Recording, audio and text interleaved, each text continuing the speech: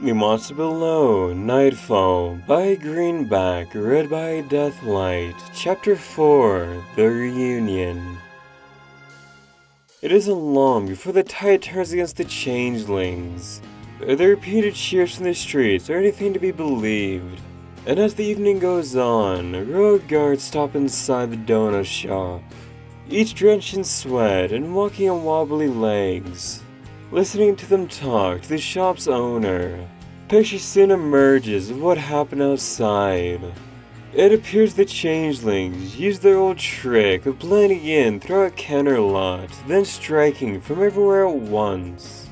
With the element of surprise on their side, the changeling attack was initially successful, but the royal guards were quick to mount a counterattack and push themselves through the city, sweeping through the levels like a wave washing away their foes. When each guard had refreshed themselves with a bit of food and drink, they charged back into the streets, rejoining the fight. Moving from the bar stools to a booth, I watched the towers of smoke rise from the lower levels, and listened to the sounds of the fighting from far below. But as the sun starts to rise, the shouting goes quiet. The smoke begins to thin.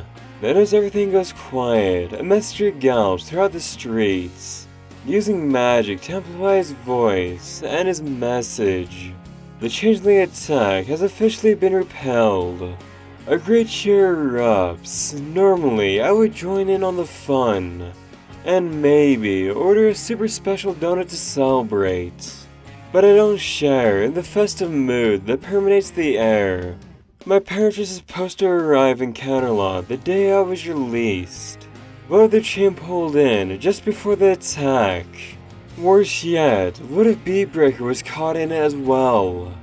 What if she's in the same situation I was in, being caught by changelings and about to act as a gourmand dinner?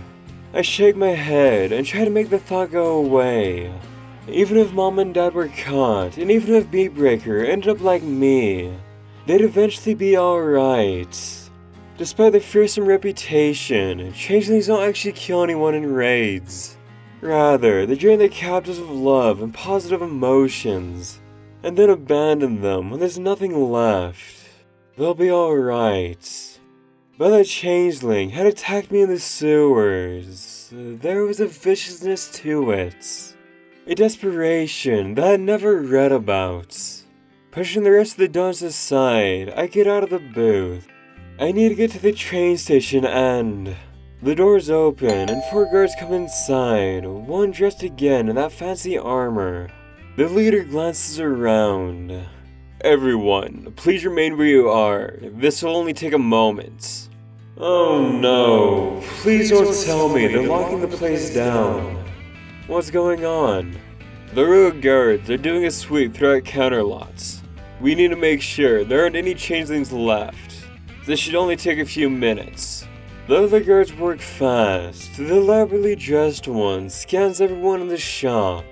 They leave a few minutes later. And then I'm out the door, running down the streets to the lower levels. But it's slow going as the road guards are out in full force, and no one is allowed to pass until they finish their sweeps. Once again, I'm tempted to dash past them, but that would only cause a whole slew of problems, and the entire guard think that I'm a changeling. Once again, I'm forced to wait as I continue down, going building by building, house by house. By the time we reach the second to last level, I'm really ticked off. Just how long do these scans take?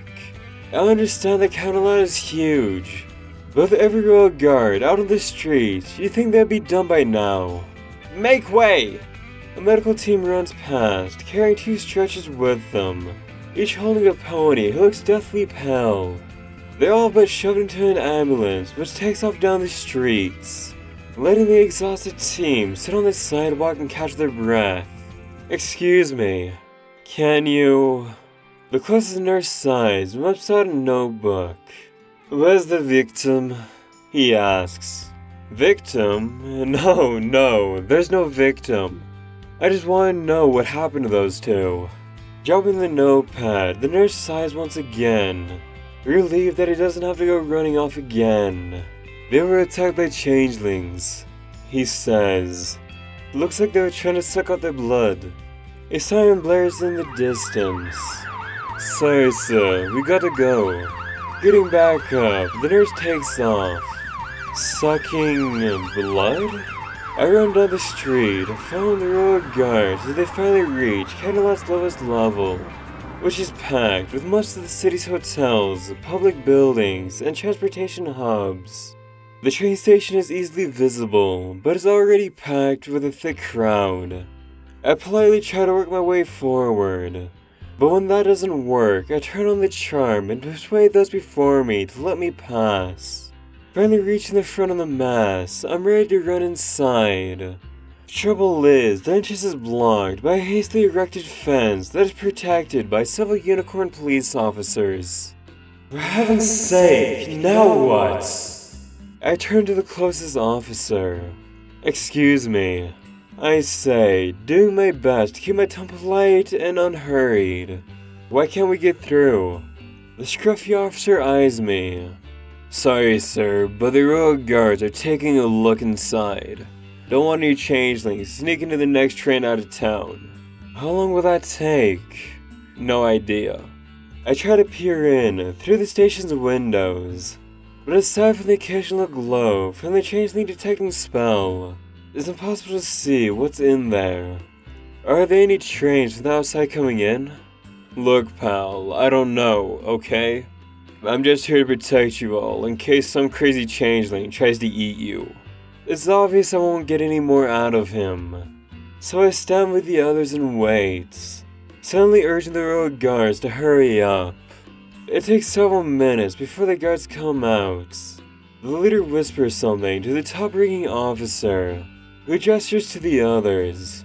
The fence is lifted away, and I join the others in charging into the station's cavernous waiting rooms. Need to find the trains, but which one? The schedule on the walls lists all the trains that were scheduled to come in last night and today. Let's see, there! The train for Satalanka, platform 10. Leaving behind the frantic ponies trying to buy tickets out of town. I dash through the station's halls, counting the platform numbers as they zip past. Platform 6, 7, 8, there it is! I make a quick stop, turn right, and shoot through the doorway to platform 10. Platform 10 is all but deserted when I arrive. In fact, I'm the only one there. There's no sign of a train having come by in the past several hours, nor are there any attendees I can talk to for information. I peer down the tracks, but there's no indication of a train heading this way. For almost 10 minutes I wait, fidgeting and anxious for something, anything to happen. An announcement, the train is on the way, a sign going up saying it's been delayed. Anything. At least I wouldn't be stuck waiting in limbo. A few other ponies eventually join me on the platform, but they all hold suitcases. They probably want to get out of the city as fast as possible, not wanting to risk being here in case of another changeling attack. At long last, I faintly hear a train whistle blowing as loudly as it can. A minute later, a massive engine car emerges from a cloud of steam and smoke. Thankfully, it looks intact, at least at first glance. There are no broken windows or deep claw marks in the steel, but there's no telling if there's a struggle inside. With a heavy shudder, the train comes to a stop. Doors open, and hundreds of ponies pour onto the platform, only to be met by an equally desperate crowd trying to get on. I join the crowd, trying to get close enough to peer inside, or call out for my parents. When that fails, I instead grab onto a nearby post and pull myself up. Then scan all the faces before me, searching for two familiar ones out of hundreds. Movies make it seem so easy, but it's not.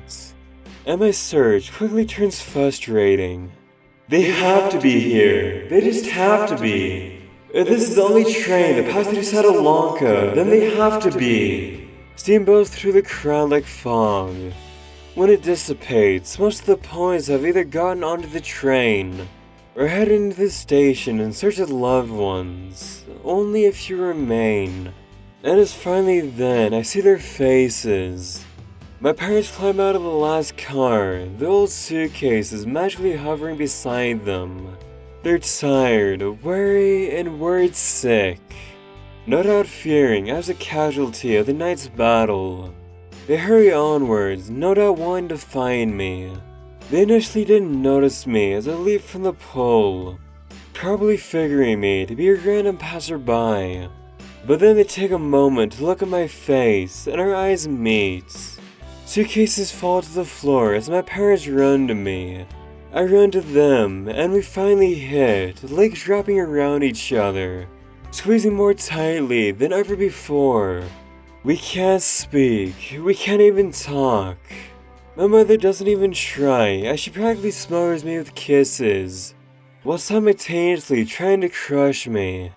I swear, one of my ribs is starting to crack, but I don't push her away. She's waited 2 years for this moment, and so have I. And so too has Dad. Like most stallions, he isn't one to openly show displays of affection, but for a moment like he doesn't care, and embraces me as hard as Mom. Oh, Celestia, it's so good to see you again, Silverspeak.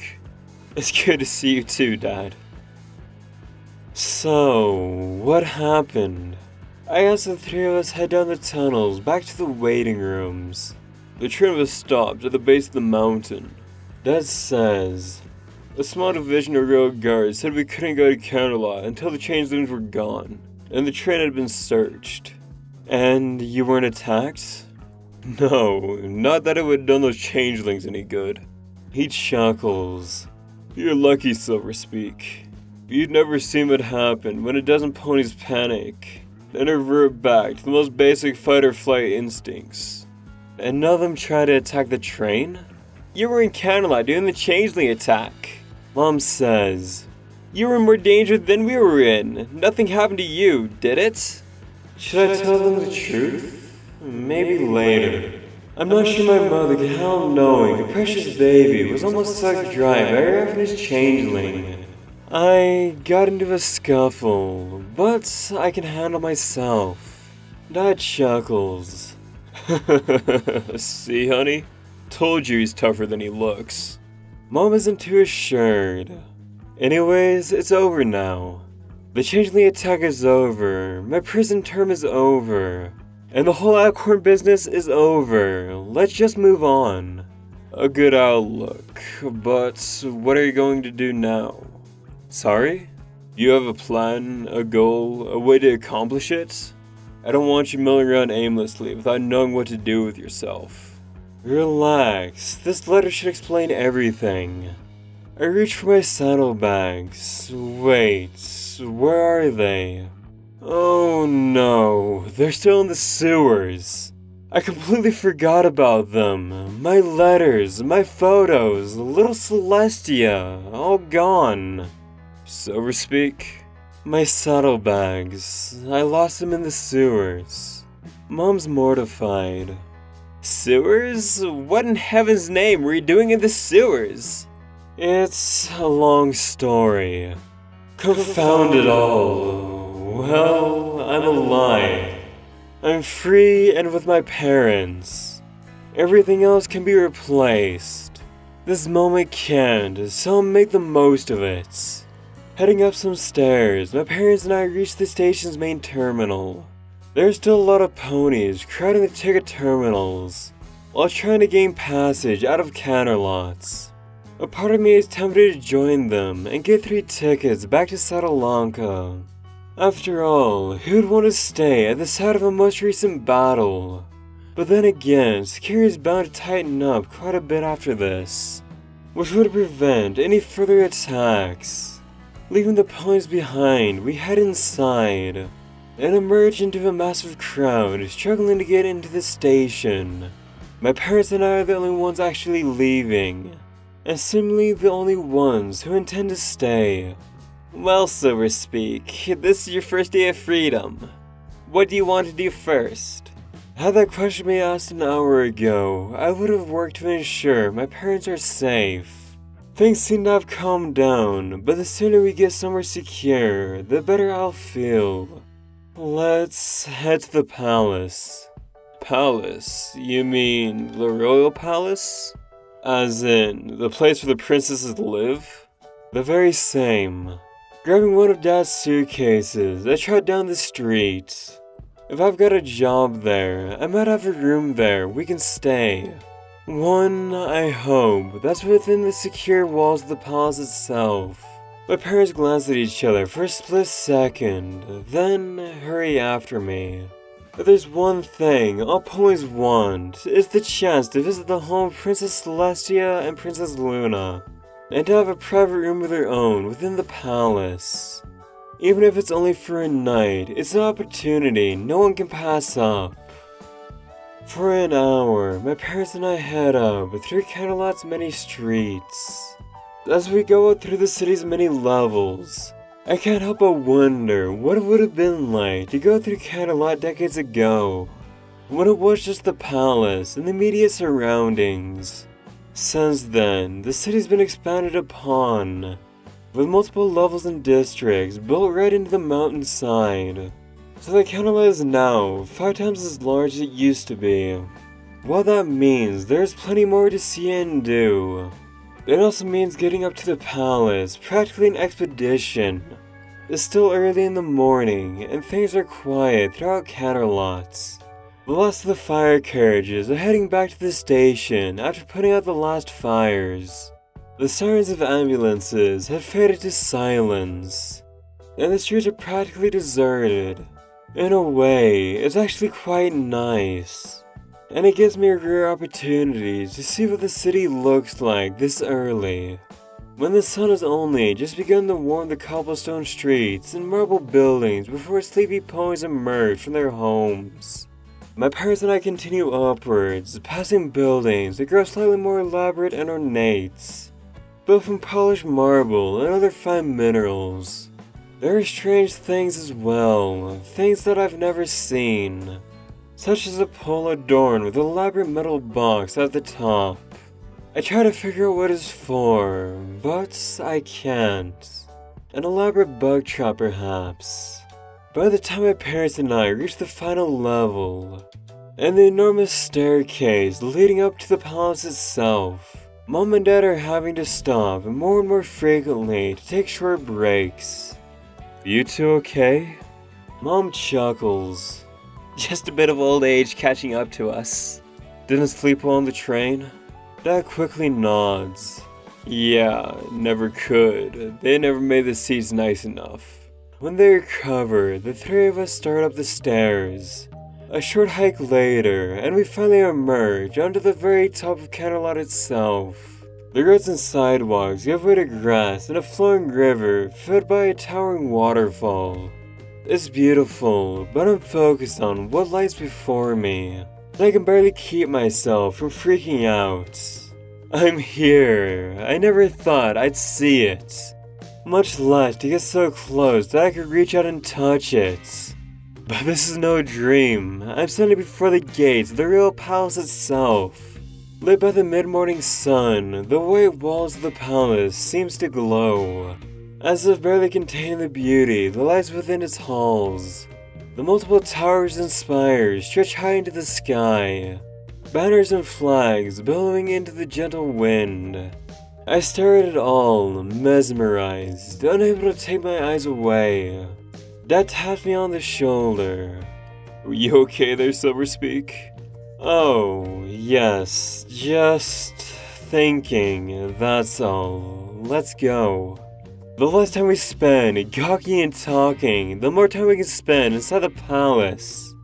Now, they're probably expecting me, but not the two of you, so I should go first. Mom and Dad nod and get in line behind me. I make my way towards the drawbridge, which is watched over by 3 squads of royal guards. It's unnerving to see so many pairs of eyes locked onto me from beneath those helms. So, I'm careful to go slow and keep my posture non-threatening. As we reach the bridge, one of the guards steps forward and holds out a hoof. Halts. A unicorn in that innate armor comes up and scans the three of us with a spell. Satisfied that we're not a squad of changeling ninjas sent to sneak inside and grab the princesses, the guard says, "State your business, please." My name is Silverspeak, and I was just released from prison.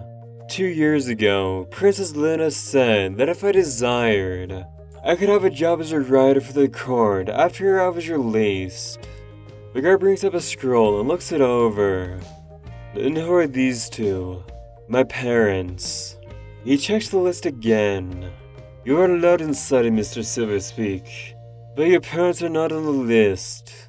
Due to security concerns, I have to ask them to wait here. Mom and Dad are disappointed, but they seem to get over it pretty quickly.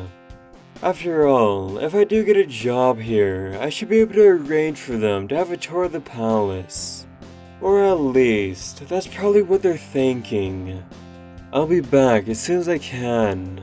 I say, "Oh, don't rush things, we're in no hurry." As another guard guides my parents to a shaded bench, my guard starts across the bridge. I follow him, almost hopping up and down in excitement. I'm one of the lucky ponies allowed to cross the bridge and enter the dwelling of divinity itself. It's so much bigger than I imagined. The palace's gates tower over me as I pass through, and the main lobby is like a cavern. We pass through so many halls, rooms, and passages that I lose track of which way we have gone. If a pony wasn't careful and the directions mounted on the walls weren't present, they could easily get lost in here, possibly for days. I'd get hopelessly lost too if it wasn't for the guard knowing where to go. I follow him as slowly as I can possibly manage, admiring all the statues, drapery, and artwork that adorn the palace. Passing by dozens of royal guards, attendees, and all manner of other workers, I glance into every open door I can, catching sight of experiments, rooms packed with scrolls, and even spas. There are so many doors I want to go through, so many chambers I want to explore. Who knows what kind of secrets and treasures are behind them? But priceless works of art alone are what excite me the most. Every step is bringing me closer to the fabled throne room. And if I'm being led there, it would only be for one reason. I grin as my mind races, eagerly wondering what will happen when the princesses and I finally meet face to face. When I finally meet Celestia herself for the very first time. It's a struggle not to erupt with joy. After all, it wouldn't be proper for me to launch into fanboy mode. I'm meeting the ruler of Equestria herself. I'm sure she's met countless ponies who's done exactly that. But I need to be proper, professional, and courteous. Need to make a first impression after all. And once I've had the pleasure of her acquaintance, settled into my new role, and accepted my royal duties, I can finally ask her for her autograph, and maybe kiss her hoof. And then see if I can get a picture of us together I can put in a frame of the finest wood, and post my wall to gaze longingly at it for hours on end, and... Stop it! I shake my head. I'm getting ahead of myself. I've got to take things one step at a time, and the next step is just to follow the guard. He might not even be taking me to the princesses, but some initiation class or something. I have to remember that in light of everything that's happened, I might not even get to see the princesses, as they have bigger things to worry about than being their newest speechwriter. Then again, maybe they can use someone to quickly write up a reassuring statement for the public. I grin. The guard turns into a small rotunda, and we enter what looks like an information center. The desk surrounded by maps and what looks like worker schedules. It almost looks like the information desk of the Manhattan Library. But the pony here seems friendly enough, Unlike the last librarian I had the displeasure of meeting. What's this? Essential information. The pony behind the counter says, as the quill dashes over a piece of parchment. Running a pouch requires a hub where everything can be gathered together. She dips the quill in ink and continues writing. Name? Silverspeak. The quill stops. The pony looks me over, her face unreadable. So, this is the infamous Silverspeak, instigator of the Manhattan incident. I nod. The pony studies me for a few moments longer. Well, we were told to expect you today, but that was before our little changeling problem. As you can imagine, the princesses are rather busy dealing with the fallouts. So if you're hoping to meet them, I'm afraid that won't happen. I was expecting such an answer, but that doesn't make hearing it any easier. Still, I've waited 2 years at this point. What's another 2 days? At the moment, you have to wait until everything calms down before we can get you in here to start your new job. However, we have an apartment ready for you. You should probably get settled and familiarize yourself with the counter lots. It'll take a few days before everything calms down, and by then you'll be able to start your new job. She gives me a small box.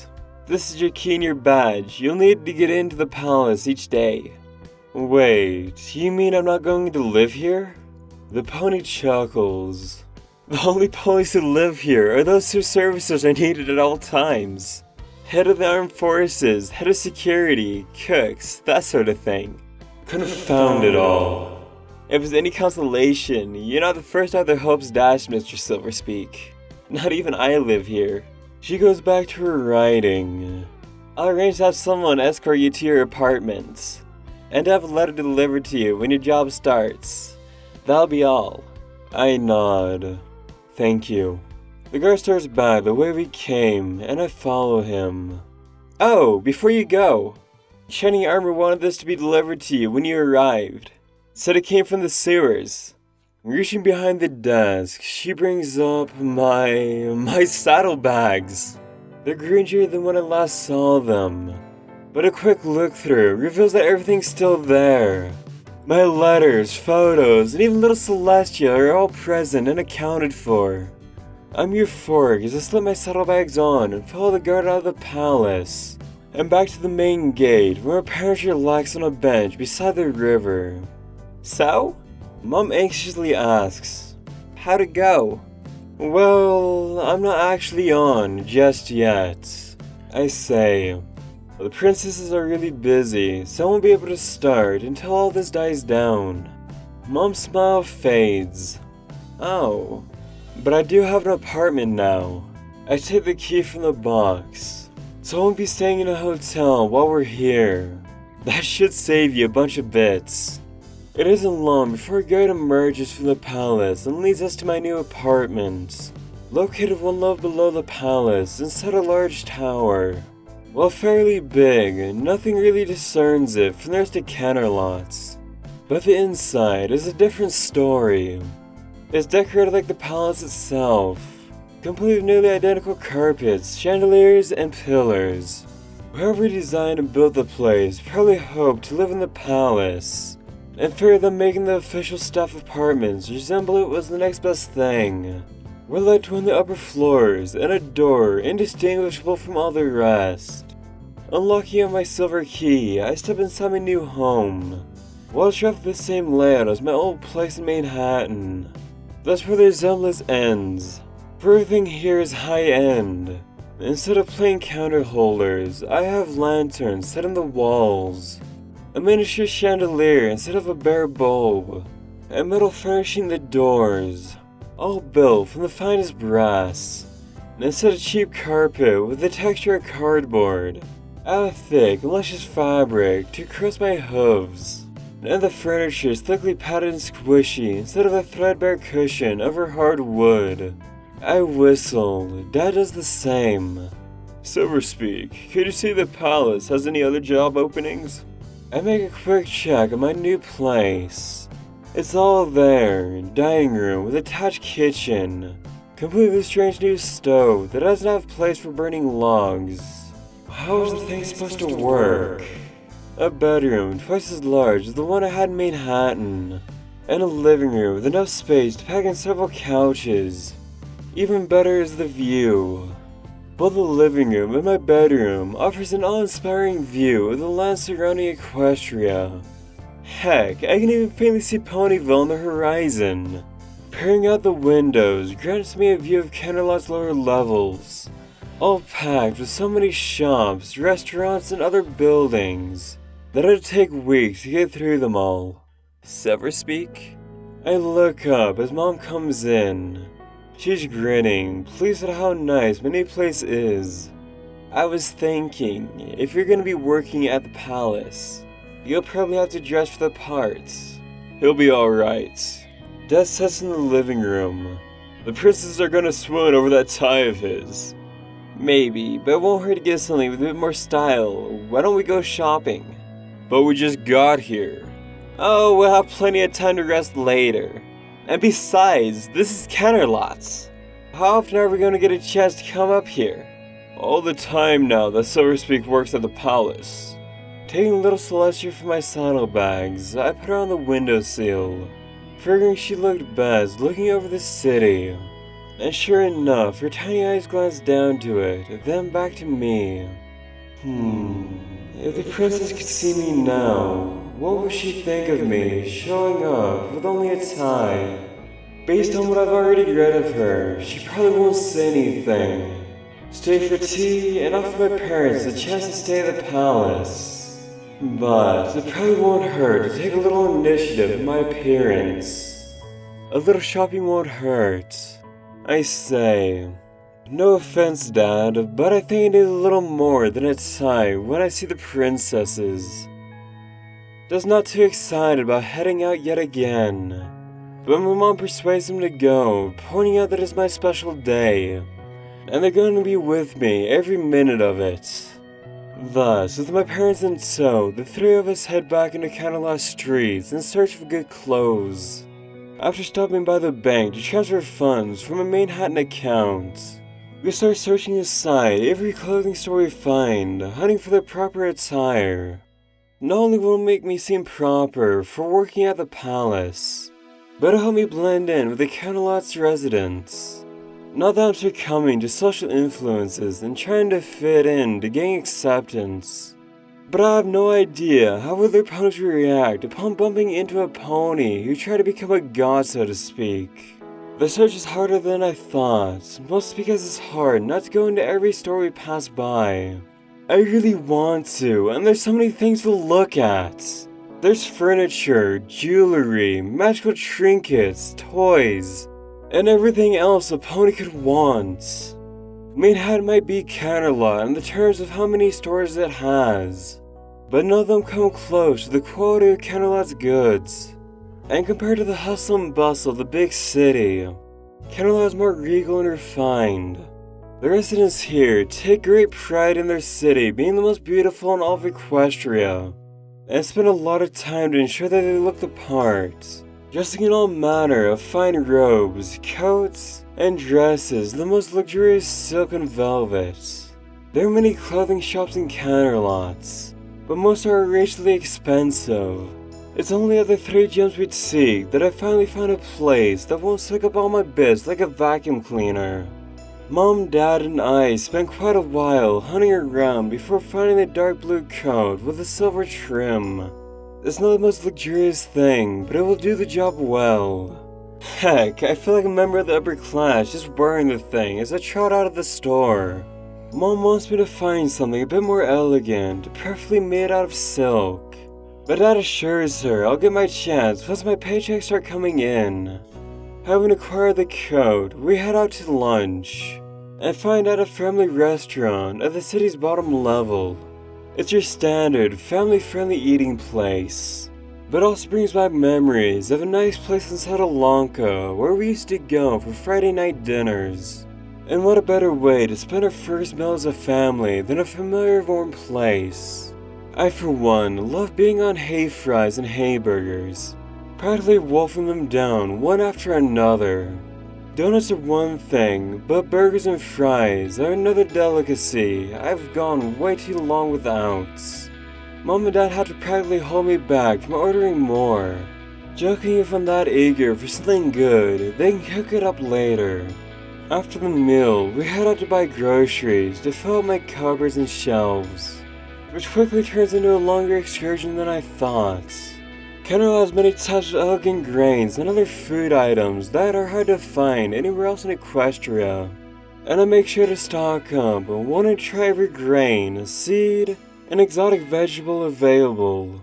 And when that's done, we look at a few more stores on the way back to my place, including the city library, which has a restricted section, but no way in Tartarus am I going there. But as the day comes to an end, I figure we've done enough for one day, and we take a taxi back to the apartment. How much food do you need to get? Dad asks, trying to keep his back straight under the weight of his saddlebags. Enough to last 2 weeks. A bit much, don't you think? I unlock the door to my apartment. It never hurts to stock up when you can. So says the pony without a sore back. I chuckle. Yes, we may all be sore tomorrow morning, and Beatbreaker is nowhere to be found. But my first day of freedom has gone exactly as I hoped. The only thing that'd make it better is if Beatbreaker or the princesses showed up. I step inside my apartment, only to feel something soft beneath my hooves. Instinct kicks in and I jump back. But thankfully, it isn't a mouse or some other tiny creature I stepped on. It's a scroll, and not just any scroll, but the one marked with a royal insignia upon it. What is it? Mom asks. I don't know, maybe a list of all my duties. Or maybe a note saying that you'll start tomorrow. I break the seal and unroll the scroll. No, it can't be. The secretary I met said it would be a few days. Bringing the scroll up, I started to read. Dear Silverspeak, please report to the Royal Palace at 9 AM tomorrow to meet with the princesses for a new job assignment. Regards, Bookworm, Royal Scholar of the Candlelight Royal Palace. Well, what is it? Mom asks. No way, no way! Silverspeak? Mom asks again. I give the letter to her, she looks it over, then eagerly hands it to Dad. It only takes a moment for him to grin ear to ear. Well, I think this calls for a celebration. Forgetting all about his sore back, Dad tosses off his saddlebags and yanks out the food inside. He and Mom throws on aprons and head to the kitchen to cook up a celebration dinner. I offer to help, but they shoo me away, saying it's not proper for me to cook on my first day of freedom, and especially on the eve of such a monumental occasion. But I don't want to be left out, and they eventually allow me to play a part of the assistants, getting them whatever supplies they need. It's cramped in the kitchen, but after a half hour of bumping into each other, crowding the counter with bottles of spices and herbs, and fogging up the windows with the steam from the oven, we emerge triumphant, with homemade hayburgers and fries and hoof.